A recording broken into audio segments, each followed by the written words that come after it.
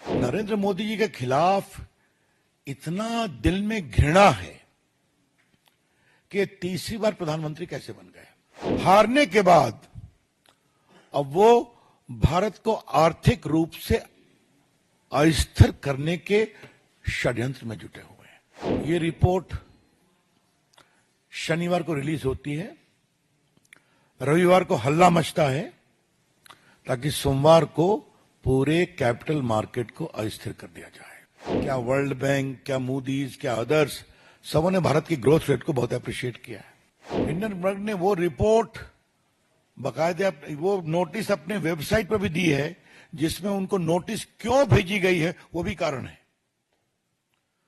उसका जवाब देने की बजाय अब ये फ्रंट खोला गया है। सत्ता से बेदखल होने के बाद कांग्रेस पार्टी, उनके सहयोगी गठबंधन के लोग और उनको प्रमोट करने वाले टूल किट के लोग थोड़ा संयम और शांति रखेंगे। लेकिन नरेंद्र मोदी जी के खिलाफ इतना दिल में घृणा है कि तीसरी बार प्रधानमंत्री कैसे बन गए, और बन तो गए तो इनको बेदखल करने की पूरी कोशिश करो। और पीड़ा की बात यह है, हारने के बाद अब वो भारत को आर्थिक रूप से अस्थिर करने के षड्यंत्र में जुटे हुए हैं। On behalf of the National Forum of the BJP, we would like to say with full sense of responsibility that after being rebuffed by the people of India, the Congress Party, its allies, and its closest allies, the Toolkit Gang, have conspired together to usher in economic anarchy and instability in India. देश में आर्थिक अराजकता और आर्थिक अस्थिरता। स्वाभाविक है, Hindenburg is again at the same game. ये रिपोर्ट शनिवार को रिलीज होती है, रविवार को हल्ला मचता है ताकि सोमवार को पूरे कैपिटल मार्केट को अस्थिर कर दिया जाए। थोड़ा इसके बैकग्राउंड को समझना जरूरी है। भारत की अर्थव्यवस्था बहुत तेज गति से बढ़ रही है, इस पर चर्चा हम लोग कर चुके हैं। क्या वर्ल्ड बैंक, क्या मूडीज, क्या अदर्स, सबों ने भारत की ग्रोथ रेट को बहुत अप्रिशिएट किया है।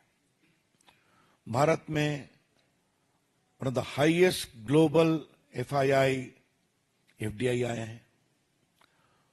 भारत में इंस्टीट्यूशनल इन्वेस्टर भी हैं, छोटे इन्वेस्टर भी हैं, जो अपने इन्वेस्टमेंट के रिटर्न से बहुत खुश हैं। India is a safe, stable and promising market in the shares as well. SEBI का काम क्या है? सेबी को उसकी कानूनी जिम्मेवारी है कि ये मार्केट ठीक चले।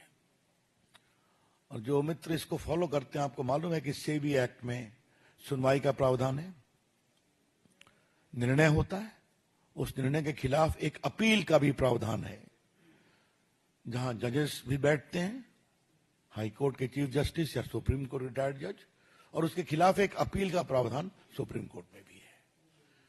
तो एक पूरा स्टैट्यूटरी स्ट्रक्चर है कि भारत के कैपिटल मार्केट को किस तरह से मैनेज किया जाए।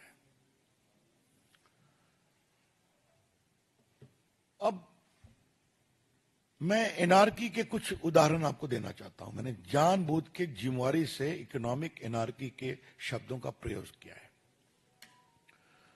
पहले हिडनबर्ग की रिपोर्ट आई थी, आपको मालूम है। उसकी डेट आपको मालूम है कि जनवरी में ऑर्डर आया था सुप्रीम कोर्ट का। 24 में 22 इंक्वायरी कंप्लीट हो गई थी, बाद में एक और कंप्लीट हो गई। तो वो एक लीगल प्रोसेस है जो सुप्रीम कोर्ट के आदेश से चला है। अच्छा होता जो राजीव गांधी और कांग्रेस के लोग जेपीसी की बात करते हैं, बड़े वकीलों की फौज है उनके साथ, तो पेश हो जाते उसी में, इंटरवेन करते उसमें, कुछ नहीं किया। उसके बाद हिंडनबर्ग को नोटिस दी जाती है जुलाई में कि आपने जो आरोप लगाया कानून के विरोध में, आप जवाब दीजिए। हिंडनबर्ग ने वो रिपोर्ट बाकायदा वो नोटिस अपने वेबसाइट पर भी दी है, जिसमें उनको नोटिस क्यों भेजी गई है वो भी कारण है। उसका जवाब देने की बजाय अब ये फ्रंट खोला गया है। मैं फिर रिपोर्ट कर रहा हूं कि जब हिंडनबर्ग के खिलाफ बाकायदे सेबी ने एक नोटिस किया जुलाई में, अपनी पूरी इंक्वायरी कंप्लीट करने के बाद, जो सुप्रीम कोर्ट के जुरिडिक्शन में हुई थी, उनके आदेश के कारण हुई थी, तब अपने बचाव के पक्ष में कोई जवाब दिए बिना उन्होंने ये अटैक किया है, बेसलेस अटैक, जिसका जवाब एक ग्रुप ने दिया है, हमें कुछ नहीं कहना है। जिसका जवाब सेबी के चेयरपर्सन ने दिया, उनके परिवार ने दिया, हमें कुछ नहीं कहना है। जिसका जवाब सेबी ने भी दिया है।